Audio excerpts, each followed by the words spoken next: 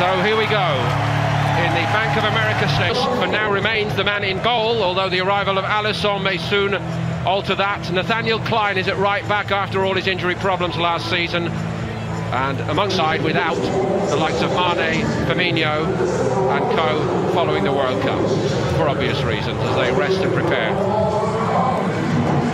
A new man in goal this season for Borussia Dortmund as well, Marvin Hitz, adding to the competition with Roman Burki also resting up after the World Cup, but Hitz is a Christian Pulisic. But a heavy emphasis on youth here by Lucien Favre, their new manager. Marius Fulf, side from Eintracht Frankfurt.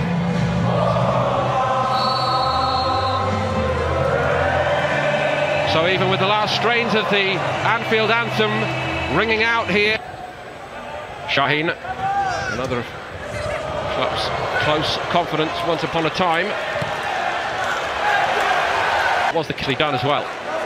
Camacho, been a bit quiet so far, steered it into a very dangerous area, and coolly done in the end by Toljan. And short by Camacho. Robertson, free header, opening goal for Virgil van Dijk.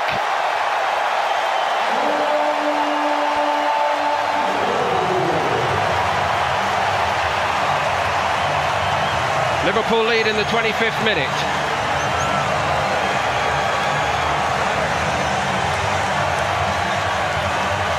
So they've been taking a fair amount of pressure for a while, but really this is the first time they've threatened from a set piece. Robertson has so much room, Pat, doesn't he? And so too Van Dijk. Yeah, they switched off at the corner kick. Dortmund, nobody got out. Robertson loads of time on the ball. Van Dijk just ambles into the 6-yard box.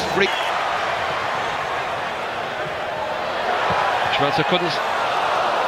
Well, he couldn't stop the cross coming in, and somehow eluded 3 or 4 others for Liverpool when it did come in. Liverpool looking menacing here.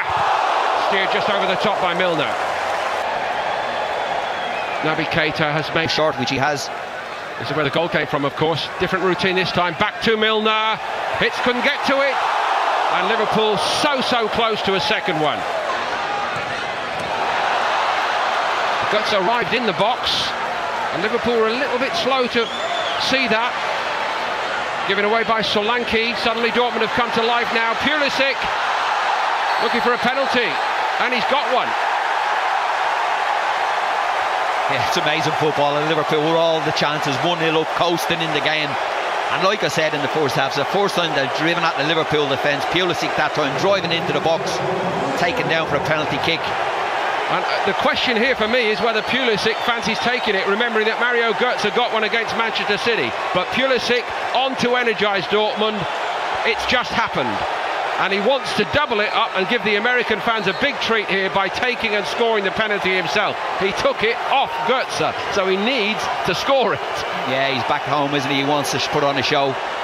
Chance for Karius to show what he can do in the goal for Liverpool.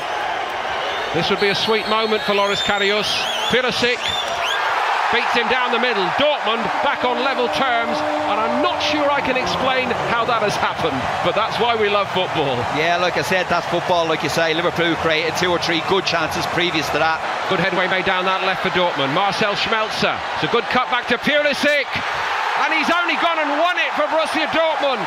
Christian Pulisic, what an interception, what an intervention in the second half by probably the USA's #1 international player, and he's done it here in North Carolina for Borussia Dortmund. But how are Liverpool losing this game?